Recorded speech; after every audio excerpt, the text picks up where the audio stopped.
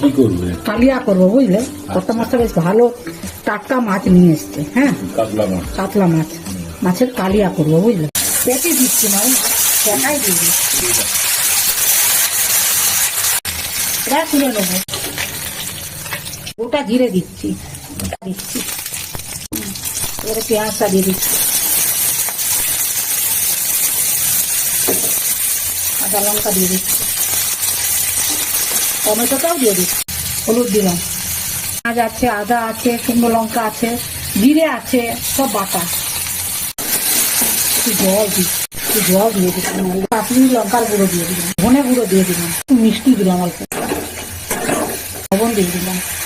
কষানো হয়ে গেছে, এবার জলটা দিয়ে দেবো। রুই মাছের কালিয়া, তাই তো? রুই নয়, কাতলা।